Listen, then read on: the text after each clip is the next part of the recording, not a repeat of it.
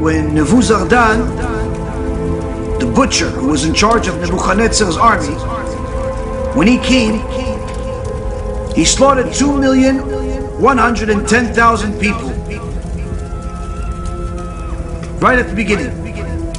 And inside the Yerushalayim, he murdered 940,000 people on one spot. And there was so much blood that it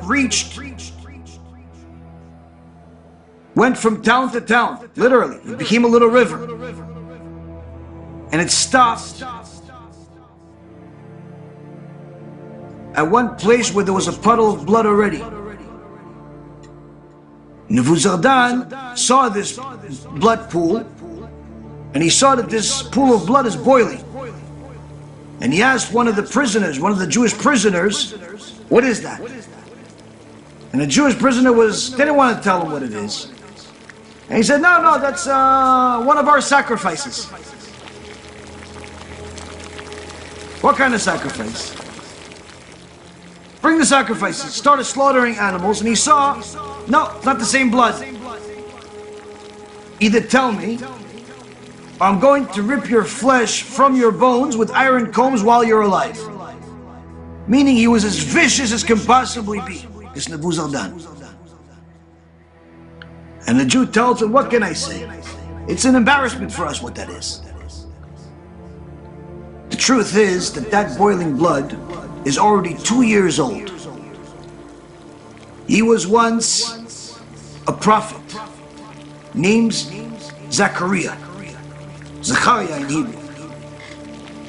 And he came to us and rebuked us of how our servitude of HaShem has become relaxed. We've become too modern.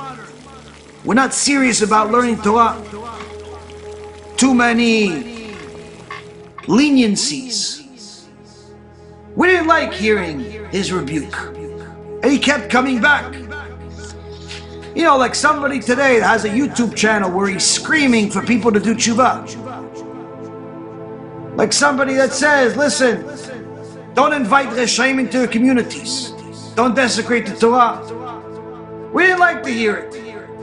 We thought we were doing enough. So we killed him. And his blood has been boiling ever since.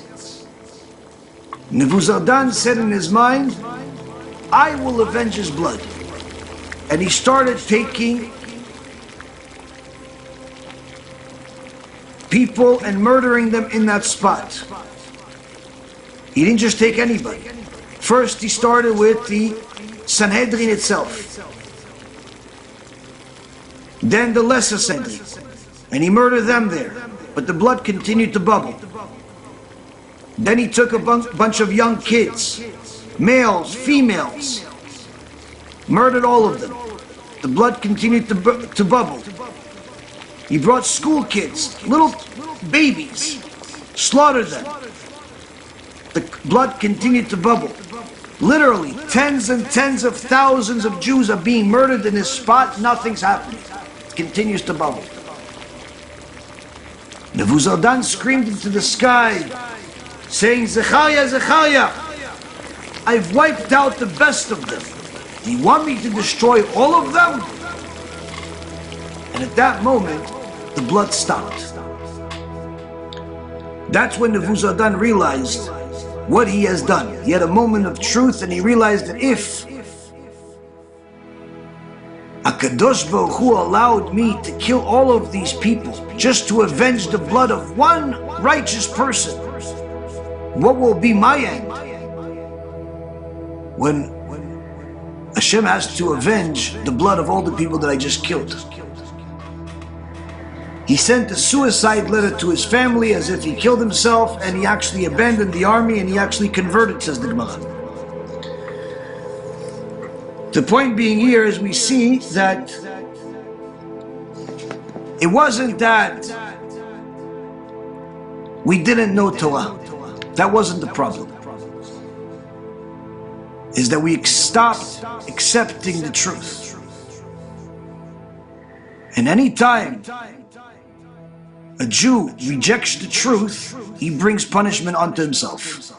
And if we do it as a nation, even more so.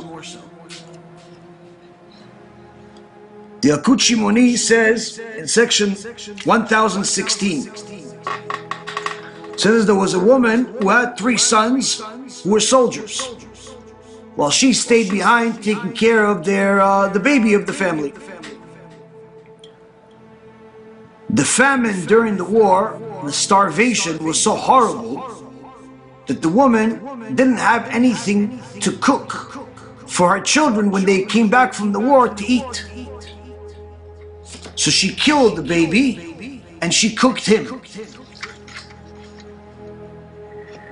When his brothers came back and started eating, but they noticed there's something wrong here, and then they realized that they're actually eating their own brother, they all had such agony that they all went up to the roof and jumped to their death. They committed suicide. The prophet Jeremiah says in Echad chapter 4 verse 9, those who were killed by the sword were better off than those who died of famine, because there's nothing more agonizing than dying by famine, and countless people died from famine. 50 years after the destruction of the Beit HaMikdash, the city of Beitar was destroyed also on Tisha B'Av. And the Gemara in Masechet Gittin says that there was 80,000 squadrons of soldiers poured into Beitar and started killing the men, women, and children until the blood oozed through the doors of the pipe and the pipes. And the horses had blood reaching up to their noses. Anyone that's ridden a horse before realizes how tall a horse is. The blood from all the people that died literally made a river that had reached the noses of the horses. And it traveled 4 kilometers. A 4-kilometer river of blood, just so you understand. This is the reason why Tisha B'Av is a nightmare of all nightmares.